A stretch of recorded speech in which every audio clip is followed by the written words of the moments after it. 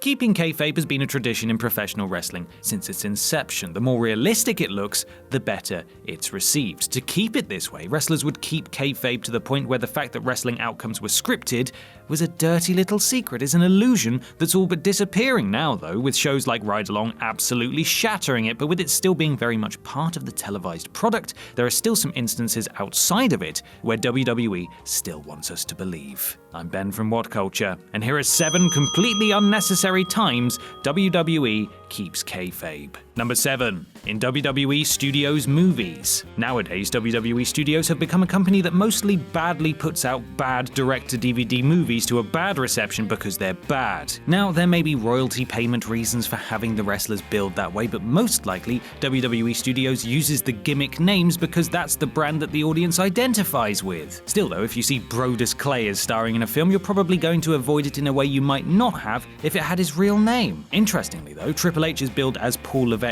Triple H on the cover of The Chaperone because he's the most important. Number 6. At the Hall of Fame. Kevin Nash recently commented that there are only 2 things in the wrestling business that are truly real: when you win your first world championship and when you get inducted into the Hall of Fame. So if that's the case, why did his buddy Scott Hall get inducted as Razor Ramon and give his induction speech in his Tony Montana-esque dialect? That's like Tom Hanks winning Best Actor at the Oscars for Forrest Gump and then giving his acceptance speech as Forrest Gump. To be fair, for the most part, the Hall of Fame inductees typically give shoot interviews in their speech. There are only a few exceptions where they didn't break character, Razor being a notable example. Number 5. On the bus to the show. Back in the 80s and 90s, when the secret about wrestling hadn't been fully revealed, it was common for the babyfaces to travel from town to town with other babyfaces, and the heels to travel with other heels. This is so if a fan catches them at a hotel or petrol station, they won't be confused as to why the good guy and the bad guy are hanging out together. Real-life relatives Bret and Owen Hart and Eddie and Chavo Guerrero traveled separately while they were feuding, but this still happens now. In an interview with GQ, CM Punk confirmed that while on an overseas tour of Australia,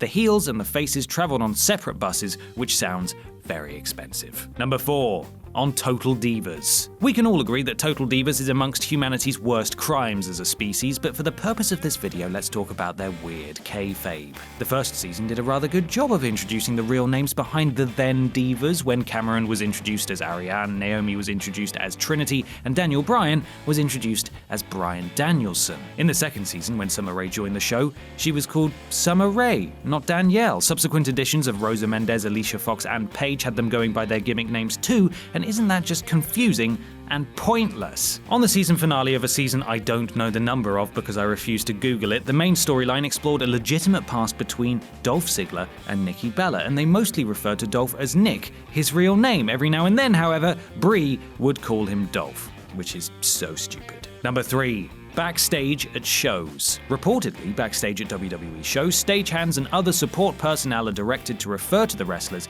by their gimmicked names. So rather than calling The Undertaker Mark or Mr. Calloway, you have to refer to him as Undertaker or even Mr. Taker. If you want to make the argument that this is a type of method acting or getting into the character backstage, then fair enough. But isn't it incredibly odd and almost unprofessional that any co-worker would have to address Mike Mizanin as Miz in a business setting backstage if they didn't know him personally? The wrestling biz isn't the same as working in a hospital, for example, but from the outside looking in, it's very weird. Number 2. On social media. This is the biggest offender of ridiculous kayfabe, and it's hard to know where the line is drawn. Some wrestlers have their gimmick name as their Twitter handle, others have their real name, and Cody Rhodes even had one Twitter handle for Stardust and one for himself. Some wrestlers post about real-life things, and others keep their Twitter completely related to their character. Some wrestlers also use Twitter to further their current storylines, and there are reports that wrestlers were mandated to comment on other storylines on their Twitter handles, such as when Big Show was fired by Stephanie McMahon in October 2013. When Lana and Rusev had their breakup angle, they used social media to further the storyline, with Lana even taking pictures with on-screen boyfriend Dolph Ziggler at Disney World. Bryan Cranston of Breaking Bad has a Twitter account, and it would be insane for him to candidly post about cooking meth, yet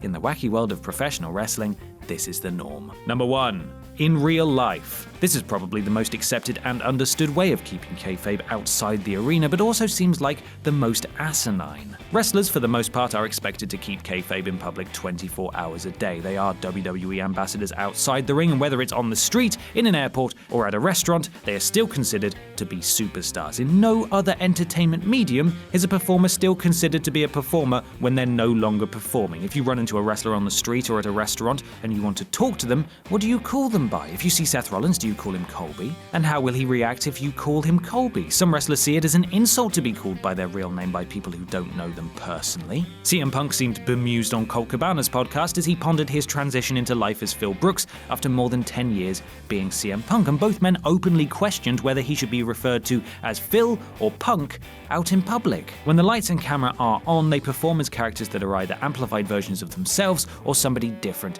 entirely. Who they are in the ring may not necessarily be who they are outside the ring. In public interaction, there should be an understanding between the wrestler and the fans that what happens on TV stays on TV and that the person is different from the character. I am defiant. I am defiant. I am defiant.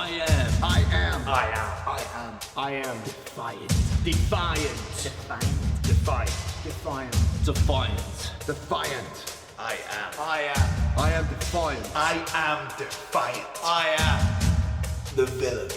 We are defiant.